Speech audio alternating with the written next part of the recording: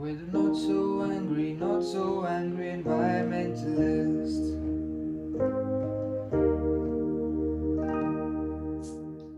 Hi, I'm Sia Gupta, and this is the second episode of Not So Angry Environmentalists presented by Urvari, where we take up issues related to the environment and discuss them rationally.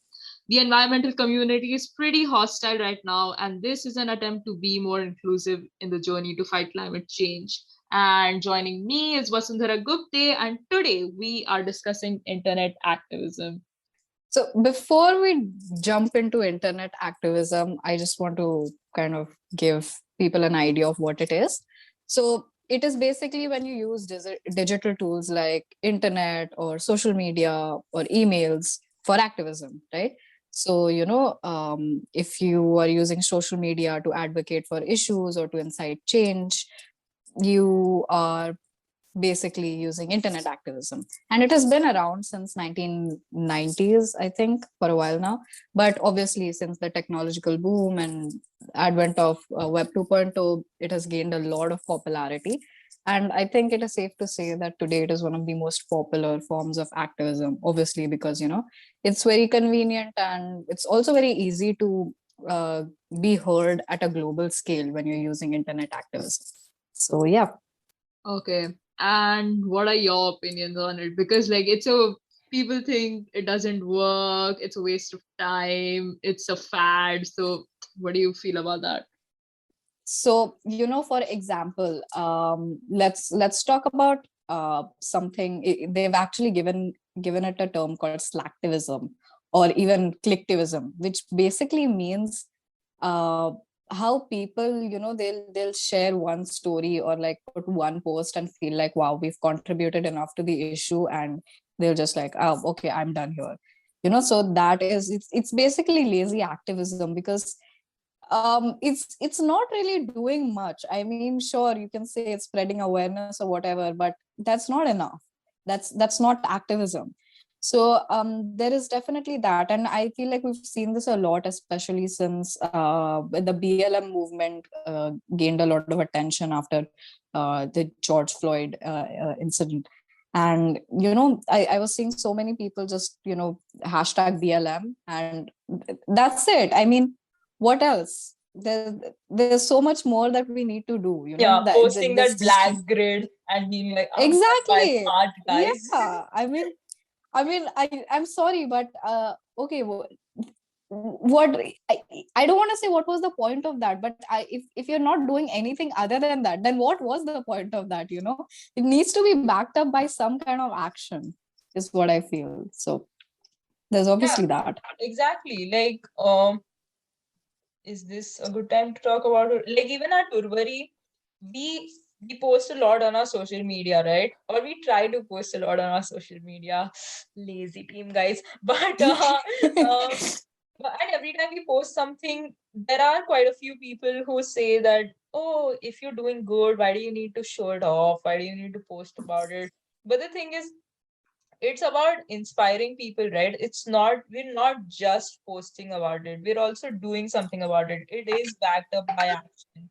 In fact, most of our action is what we are putting on our page to inspire other people, and 90% of our volunteers do get to know about us or join us through one of the platforms, one of these social media Exactly. platforms.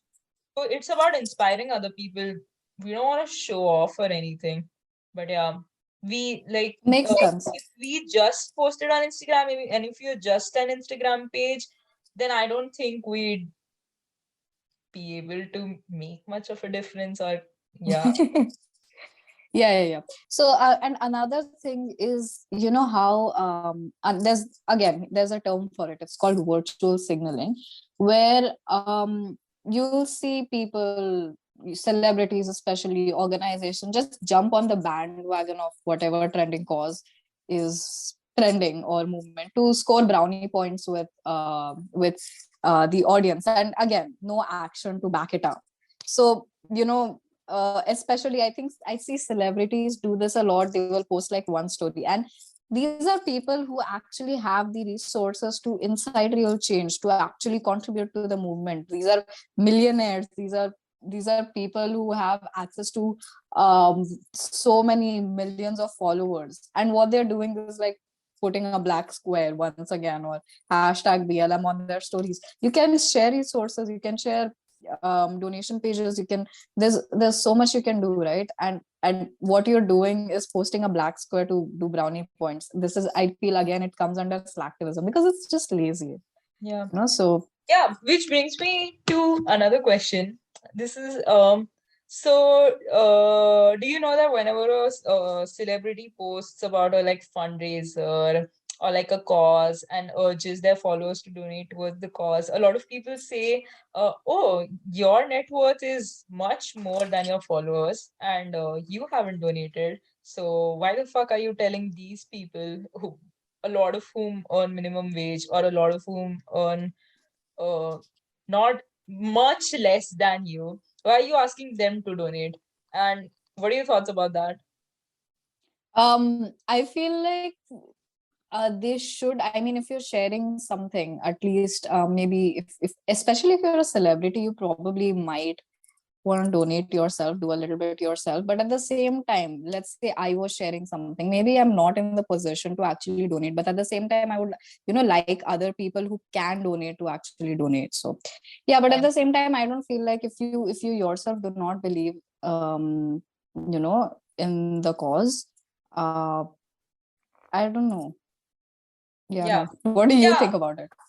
Yeah, I think that if you're a celebrity with a decent net worth, then you should donate to a cause before urging other people to donate to it. Like, I don't think there's anything wrong with urging other people to donate to it, but if you, who are much more capable, choose not to donate to it but still urge others, it just seems like a hypocritical thing to do.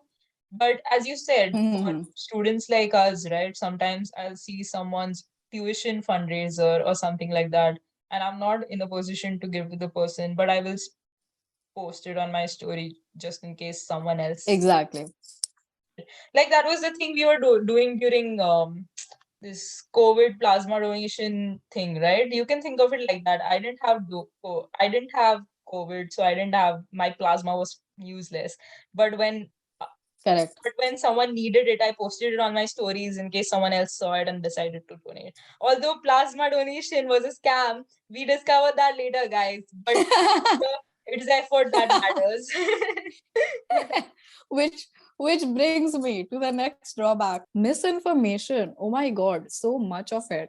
Internet spreads misinformation like fire, and I think that's kind of dangerous a lot of times, but also hilarious when you think about all like the WhatsApp University forwards with Gomutra and all of that. Is just Hey, Gomutra as the cure. do not attack WhatsApp University, because as bad as it is, all the Gen Z who do this suck, because you get your information from Instagram University, which is not a lot better than WhatsApp. Okay, you Okay, well, cannot we deserve it. explain Israel versus Palestine in 5 slide, guys. Okay, you cannot explain complex topics in 5 slides in 30-second videos. 30 seconds to summarize what's going on here, there. Nope, it doesn't work that way. You actually have to go out and read newspaper articles. Okay, wow, ouch. But I guess we deserve that. But at the same time, I feel like obviously I agree. You cannot summarize uh, climate change and COP26 and everything in 5 slides. But at the same time, I feel like that kind of helps you, I don't know, motivates you to go and read about it. For example, I wasn't even aware about, let's say, some issue, and I read about it on Instagram, and then kind of clicks, oh wow, this is happening, and I didn't even know about it. So might go and read about it later. I So agree with yeah. that, because I was arguing with Hmm. a friend on the same topic and actually convincing her to delete TikTok. And she is on a lot of political TikTok, right? And she told me that no one is gaining knowledge from 5 slides. It's just a way to inform people about this topic, to inspire them to go and read more. So it's a Definitely. gateway for people to look into topics that matter.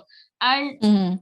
I get it, and that's a really good thing to say. But I know for a fact most people don't go and read it, and that is my problem with it. So I guess I'm attacking the readers more than the people making the slides, because you're doing a good job at the aesthetics. I'll give you that, okay? No, fair enough. In fact, I think I'm one of the people guilty of this, because there's so many issues that, I myself will just look at those 5 slides or like a 30-second video and be like, okay, now I know like briefly what's going on. So that's cool.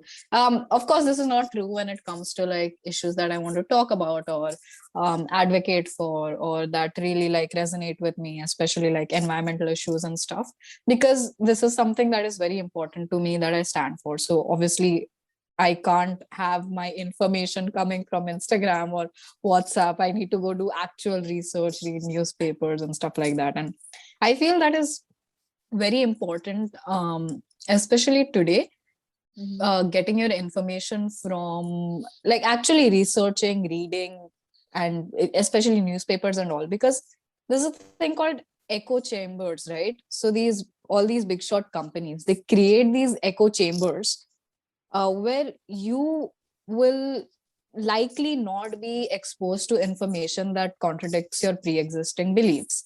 You will, if you have liberal views, you'll probably only see liberal information and something that is in line with your views. It won't show you opposing views. Right. So And that is why we need to read a newspaper, because the thing is, apps are built that way. They show you what you like, right? So if you like something, if you have a certain opinion, the algorithm works in a way that it shows you that opinion over and over again.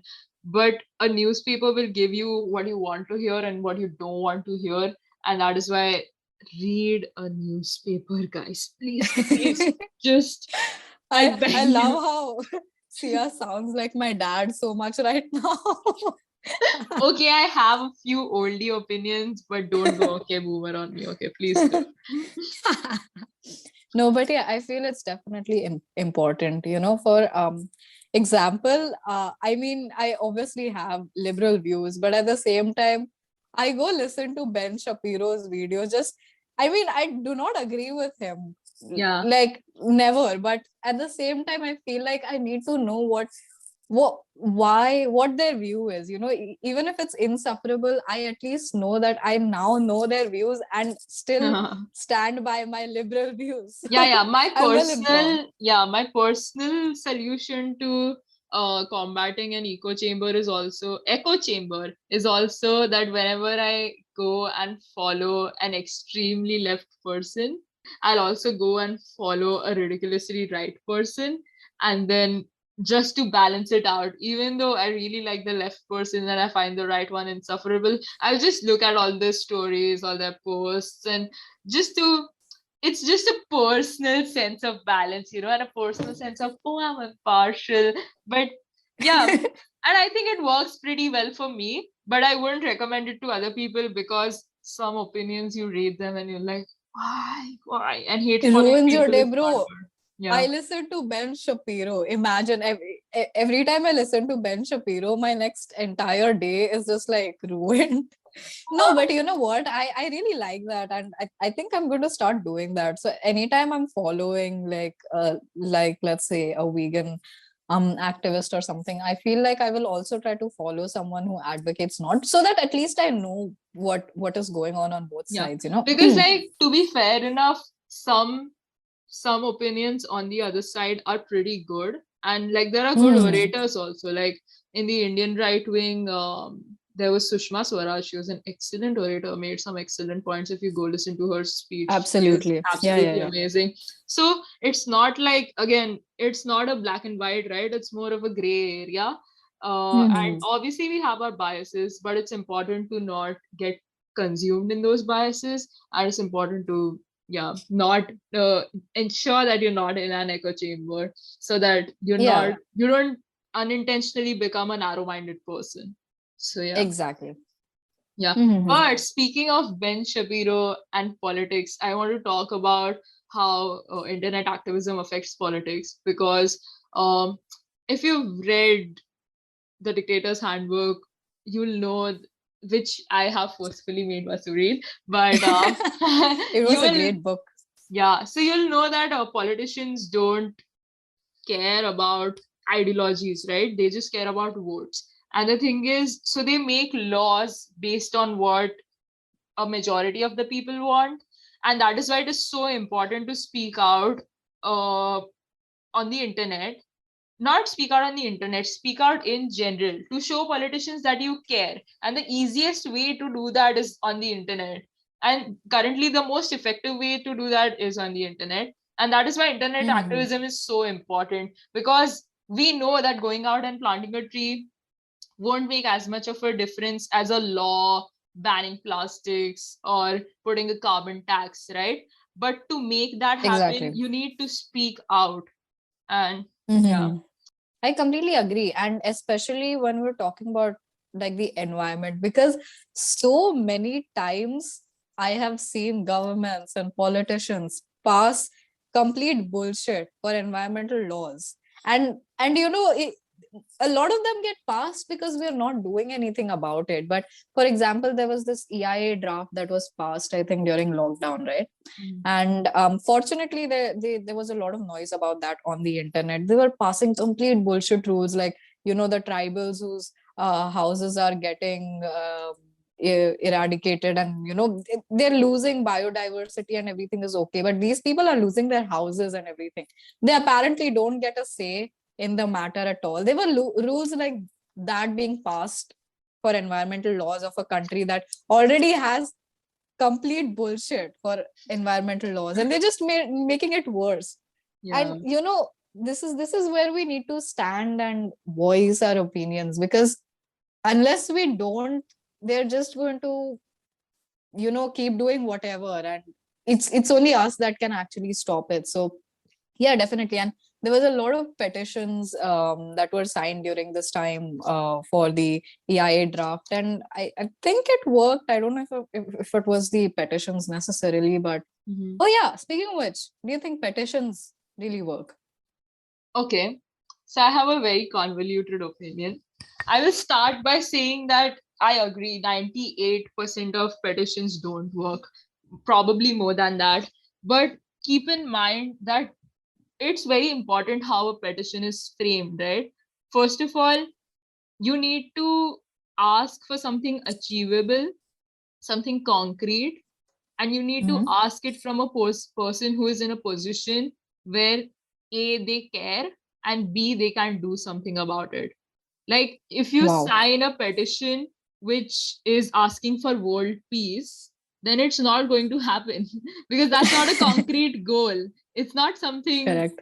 that one person can make happen, or even a certain organization can make happen. I mean, the UN is trying, but is it really? so so the world Nice. so I I started a petition to ban Kangna Ranaut from Twitter. And I asked Jack Dorsey to do it, like the CEO of Twitter. He couldn't be bothered less about what Kangna Ranaut is doing on Twitter, right? So 98% of the petitions are these. But if you genuinely frame a petition in in a logical way, they can affect decisions. And one example of that was like a Mumbai marathon. I think the main one which happens. Sorry guys, I don't remember Mhm. names, but apparently like more than 10,000 people signed a petition saying that the marathon should use like reusable cups, like they shouldn't use all those plastic bottles that they distribute for water. And the organization actually listened, and they replaced all their plastic bottles with reusable cups. And I think that's a great That's so step, great. right? It's so small, but Yeah. it's so still so significant and achievable, right? And a petition made that happen. So yes, although I do have a complaint with change.org's definition of successful petition, because they don't see whether it was the petition that caused the change to happen. If the changes happened and there's a petition for it, then they just call it a successful petition. For example, again, my banning Kangna Ranaut on Twitter petition got like 7 votes, okay, because it was a joke. But when Kangna Ranaut was banned, change.org would consider that a successful petition. And I think that's where the statistics go a little haywire. And yeah. But again, but again, if a click is doing you good, you can go and click, even though it's like, when I was little, my I would be like, am I an atheist? And I was like, I think I am, but I still pray to God because it's such little effort for good marks. And I think it's the same logic with petitions. It's like, if a click has just a 0.1% chance of making a difference, then I might as well click. Oh, that's a great way to put it. Plus, I'm just really glad Kangna Ranaut got banned from Twitter. So, bro, my petition literally said, I don't care for your ideology. Let's keep our differences aside and admit this woman is annoying. Please ban her. That's what the petition says. After 2 hours, I'm like, update, she's still annoying. See, I don't care what petition did it, who did it, what did it. I'm just glad she's gone. Yeah. So yeah. Okay, but here's another thing about internet. So obviously, Urvari started off as part of an internet activism, because we started off as an Instagram page, right? But that also received a lot of criticism in the beginning. So a friend of mine, in fact, a close friend of mine, he refuses to follow Urvari because apparently he believes that what we're doing is getting people to focus on personal responsibility, like go plant trees, like let's go clean a beach and stuff like that.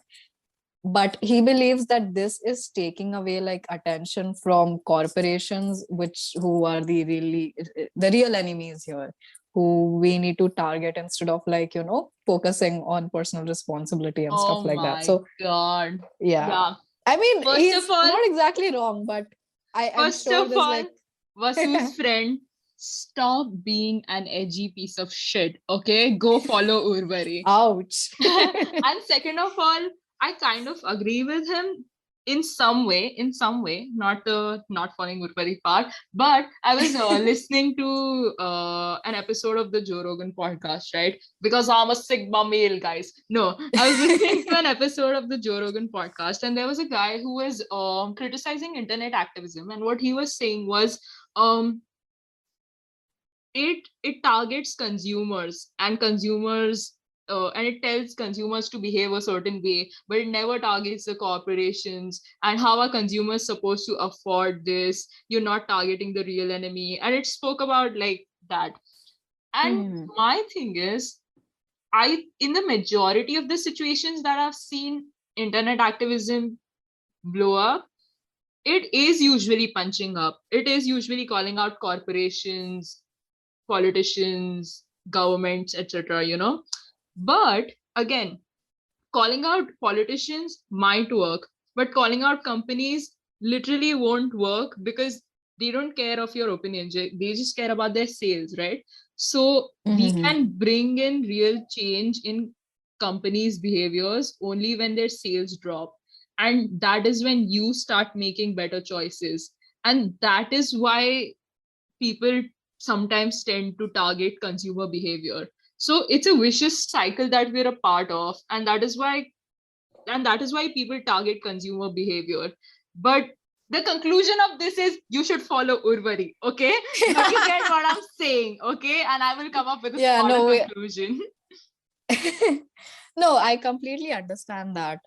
In fact, I think this is like an economics major talking, but it makes sense, right? If we demand less, they are going to have to produce less. Yeah. And if they have to produce less, that's going to bring about some kind of a change. And if we demand more, they're going to produce more. Like now, a great debate is that, there are no alternatives there are alternatives. There are bamboo toothbrushes, there are compostable pads, there are all those things. They're just not available to you in your Walmart, DMart. It's just not available in the superstores because they're not in demand. No one cares for them. Exactly. But when people start caring for them, they will be on in all these mainstream retail stores. It's Again, it's a vicious cycle. I'm not blaming anyone. If you cannot afford sustainable products, is completely okay, because a lot of the times even I can't. We are the definition of broke college kids, bro. So like we understand this perfectly. But still, I mean, I will I go think, out and plant a tree and still say go to hell Coca-Cola if that makes people happy. yeah, well, go to hell, Coca-Cola. I think that can be our punchline. And we will start every podcast with go to hell, Coca-Cola until my friend follows Urvari. I hope he knows. This is directed at you. Go to hell Coca-Cola by Greta Thunberg 2021. Okay, but nice segue. Can we talk about Greta? Can we finally talk about Greta? Greta, I actually want to know Sia's views on her, because I'm sure she'll have something, out of the ordinary to say about this. guys, search up a video called Greta can't answer a question or something. And it is just Greta trying to answer a very basic question about the environment for 1.5 minutes and failing miserably. Miserably, okay? Anyway, personally, I don't think Greta is a great orator. And I know this is a very overconfident opinion because people will be like, oh, what about her? How dare you speech? Can you speak in front of all these political leaders? Yes, I can. No, but like the thing is, I still respect her, even though my skepticism. Because the thing is Yeah. that no matter how much I disdain her, I cannot deny the fact that she has played a huge role in making climate change a relevant topic and a mainstream topic, and she has driven it. And I think she's also made it a young generation topic, quote unquote young generation topic. And I think it's a Yep. really hard thing to achieve because most things related to climate change are so boring. And I think the fact that she can hold people's attentions and still talk about it is fucking amazing. Absolutely. In fact, I think I've seen like a lot of criticism around Greta, because a lot of people believe that she's like she's become a media mouthpiece or whatever. And again, I understand where they're coming from. I'm very accommodating to opposing opinions, like I said.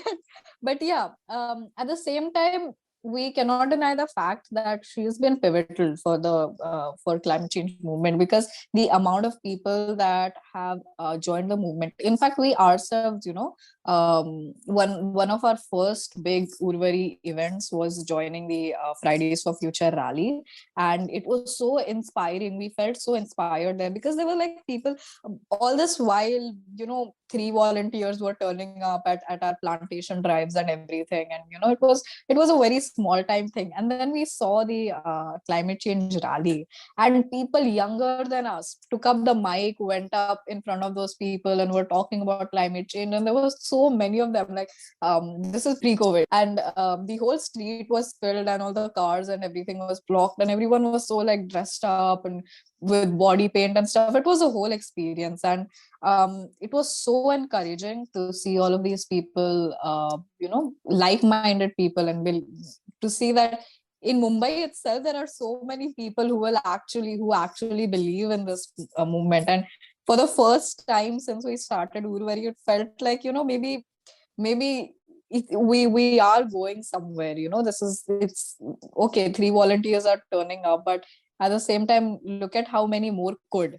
So Yeah. that is what I feel Greta did for us, and I really respect her for that. And at this age especially, it makes us feel like if a 16-year-old can do it, then why not us? And I'm sure a lot of people also older also feel like a 16-year-old is doing this, a 16-year-old is getting out of school, leaving her education and everything to like actually fight, do stuff, especially politicians and stuff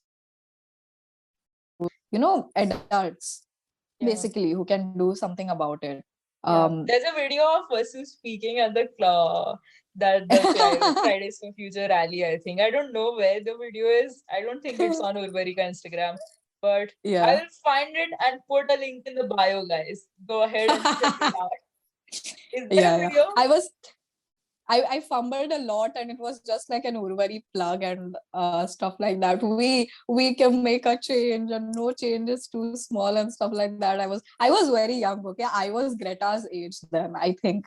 So Yeah, it's fine. It's fine. I understand it. As long as you had the courage to go up there and plug Urvari, I respect and I support. Oh, Yeah. So, in conclusion, if we go and plant a tree, people tell us, oh, you're not really making a difference because you cannot make a real difference because only corporations and governments can make a real difference. And if we decide to speak against them, people say, oh, speaking out against other people is so easy. Why don't you go out and do something yourself? So we decided to do both. So let's end on that note.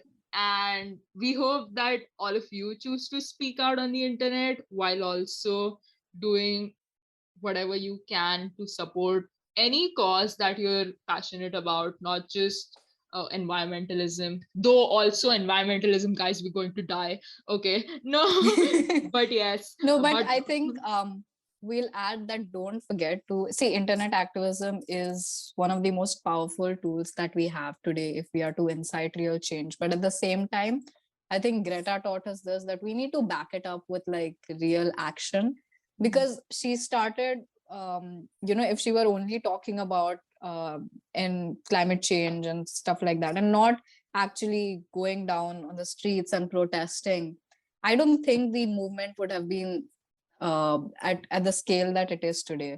So do not forget that internet activism is important, but when it is time to back it up with actual action and do your part, getting down on the streets, doing something and screaming at politicians, I hope you will do that, because it is important to back it up with action. amen. And on that note, we end the episode. Tell us what you thought about the episode. Hopefully, it'll be good, but even if it's bad, I'll take it, man. I get it. And tell us what topics you want us to speak about. And here's the shameless plug, go follow Urvari, especially Vasu's friend. Go follow Urvari on Instagram, Twitter. Link is in the description. And hope to see you next week. Bye bye. Go to Hell Coca-Cola. Bye.